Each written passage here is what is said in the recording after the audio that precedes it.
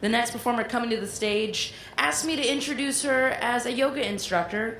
I do think she knows this is a storytelling show, but she just wanted me to let you all know that. She's got a great energy, so I can't wait for her to come to the stage. And I don't know, doing a chaturanga and then like some other really cool giving stuff. So I can't wait. I didn't get my workout in.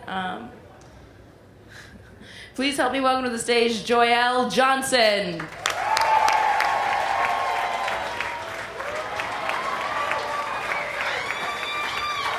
Hey, DC, what's up? Oh my goodness.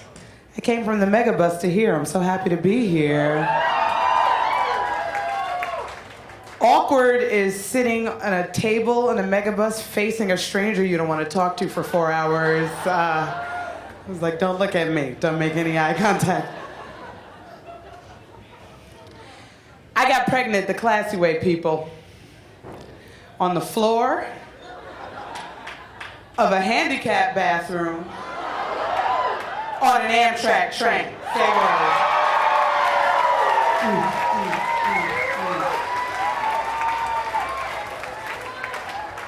And I'll tell you what, if you are having sex on the floor of a handicapped bathroom in an Amtrak train, maybe you're not ready to be a parent.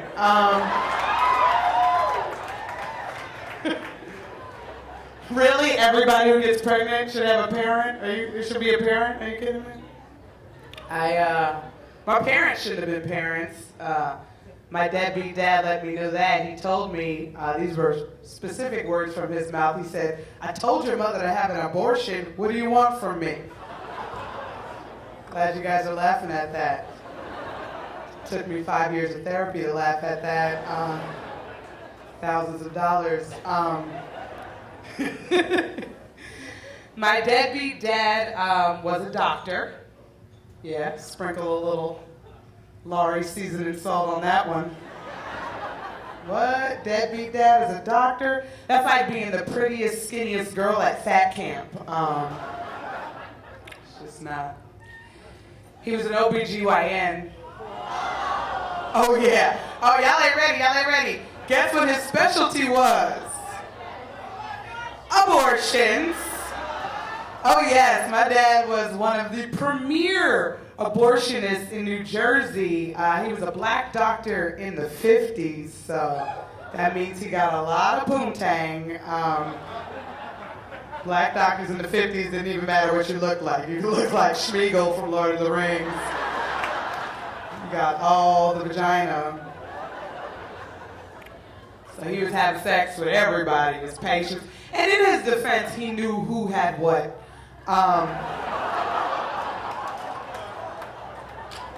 He was testing them. He was giving them the results. He was having sex with his patients. Special person. My mother was his nurse. That's how they met. So, nurse mother. So if anybody raised by a nurse in here, so you know what loneliness is. Yes. They work hard. Nurses are the hardest workers in the world. 12-hour shifts, 9 days a week. Mommy a nurse, dad OBGYN. And I deadbeat dad, but I wanted to know stuff about him. I found out something accidentally from a cousin of mine. She's on dating websites. She's on OkCupid, Match.com. She's also on SugarDaddy.com. She called me up one day and she was like, look, I don't know how to tell you this, but I think I found your dad on SugarDaddy.com. I was like, what, bitch? Send me that link. She sends me the link. Sure enough, Dr. Deadbeat is on SugarDaddy.com, lying about his age. That's the first thing I noticed about his profile. In real life, he's 82. On SugarDaddy.com, he's 53. Black don't crack, but calm down.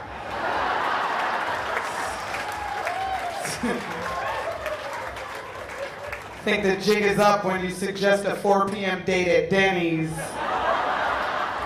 Show up with a walker. And my first thought was, If there's a place you don't have to lie about being 82, isn't it sugardaddy.com? What gold digger wants a young, ripe 52-year-old sugar daddy? Lie the opposite way, Dad. Go 82 or up, 93, 102, you'll get all the bitches. So I figured he needed some advice, so I logged onto the website and I sent him a message inviting him to join actualdaddy.com.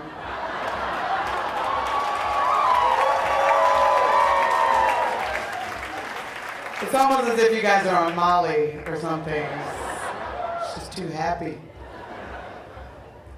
So yeah, when it came time for me to have an abortion, my parents were completely fine with it. No pushback from them.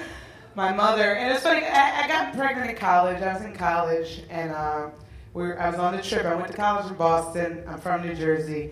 And on the train, it was the Amtrak train ride home that I got pregnant. And I felt it too. I don't know if anybody's ever got pregnant in here, but like the second he was finished, I was like, oh, something's different. As if I misplaced my keys or something. It was just that something different feeling. So, so I went home, and then it was like Thanksgiving, Christmas break, and then I was like, oh, the period not here. And so I told my boyfriend at the time, I was just like, I think I'm pregnant. And he was just like, oh. What should we do? Probably get a pregnancy test. First thought, I don't know. I'm only a sophomore. He was a freshman.